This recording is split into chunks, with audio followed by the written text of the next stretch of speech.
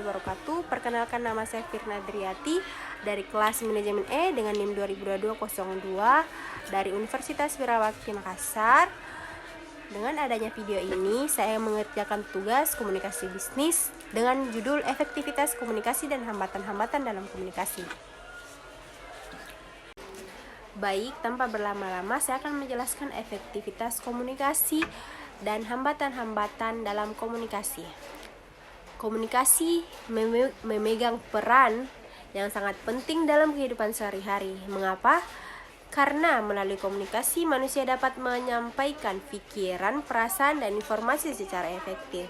Pengertian efektivitas komunikasi itu sendiri yaitu merupakan kemampuan untuk menyampaikan pesan yang jelas, tepat, mudah dipahami oleh penerima. Dalam proses komunikasi, keberhasilan tidak hanya diukur dari berbagai banyak informasi yang dikirim, tetapi lebih penting lagi dari seberapa baik pesan tersebut diterima dan dimengerti sebagai dimaksud oleh pengirim. Adapun faktor-faktor yang mempengaruhi efektivitas komunikasi, yang pertama, kejelasan pesan. Kejelasan pesan merupakan salah satu aspek terpenting dalam komunikasi yang efektif. Pesan yang disampaikan harus jelas dan mudah dipahami agar tujuan komunikasi dapat tercapai dengan baik. Yang kedua, kesesuaian media. Pemilihan media komunikasi yang tepat sangat penting untuk memastikan pesan yang disampaikan dapat diterima dengan jelas dan efektif oleh audiens. Yang ketiga, keterampilan komunikator. Keterampilan komunikator adalah kemampuan penting yang meliputi berbicara, mendengar, dan berinteraksi secara efektif dalam proses komunikasi. Yang terakhir adalah hubungan antara komunikator dan penerima. Hubungan antara komunikator dan penerima merupakan aspek krusial dalam proses komunikasi efektif. Komunikasi efektif terjadi ketika pesan yang disampaikan oleh komunikator dapat diterima, dipahami, dan direspon dengan tepat oleh penerima. Adapun hambatan-hambatan dalam komunikasi. Secara umum, hambatan komunikasi dibagi menjadi beberapa jenis hambatan. Hambatan teknis adalah gangguan yang berasal dari keterbatasan atau kerusakan alat komunikasi seperti kerusakan jaringan, alat komunikasi yang tidak berfungsi, atau kondisi fisik yang tidak mendukung proses komunikasi.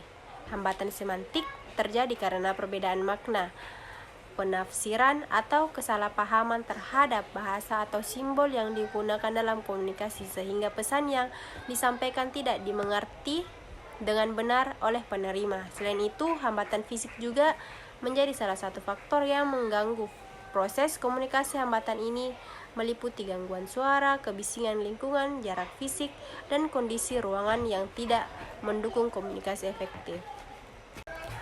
Adapun jenis-jenis hambatan dalam komunikasi. Yang pertama itu hambatan fisik. Hambatan fisik terjadi akibat gangguan dari lingkungan atau kondisi fisik yang tidak mendukung proses komunikasi.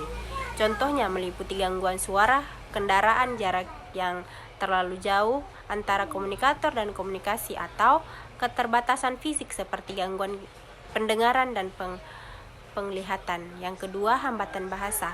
Hambatan bahasa muncul akibat perbedaan bahasa, penggunaan istilah atau jargon yang tidak dipahami oleh penerima pesan, serta makna kata yang berbeda. Yang ketiga, hambatan emosional.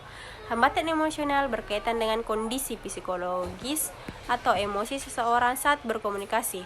Perasaan seperti marah, cemas, stres, atau frustasi negatif dapat mempengaruhi cara seseorang menyampaikan atau menerima pesan. Yang keempat, hambatan kultural. Hambatan kultural terjadi karena adanya perbedaan budaya, norma, nilai, dan kebiasaan antara komunikator dan komunikan.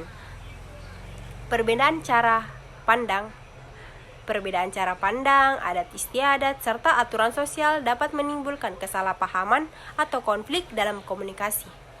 Yang terakhir, hambatan teknologi. Hambatan teknologi muncul akibat teknis dan penggunaan alat komunikasi seperti koneksi internet yang buruk, perangkat yang tidak berfungsi, atau keterbatasan fasilitas komunikasi. Yang terakhir, yang materinya itu bagaimana sih cara mengatasi hambatan dalam komunikasi. Hambatan dalam komunikasi dapat terjadi di mana saja, baik di lingkungan kerja, pendidikan, maupun kehidupan sehari-hari. Untuk memastikan pesan dapat tersampaikan dengan baik dan dapat dipahami oleh semua pihak, diperlukan upaya untuk mengatasi hambatan-hambatan tersebut. Berikut ada beberapa cara untuk kalian semua bagaimana cara melakukan hambatan-hambatan tersebut. Yang pertama, meningkatkan keterampilan. Yang kedua, membangun hubungan yang baik. Yang ketiga, menggunakan bahasa yang sederhana. Yang terakhir, memperhatikan lingkungan. Yang kelima, memanfaatkan teknologi dengan bijak. Itulah tadi beberapa penjelasan tentang efektivitas komunikasi dan hambatan-hambatan dalam komunikasi. Kurang dan lebihnya mohon dimaafkan. Sekian, wassalamualaikum warahmatullahi wabarakatuh.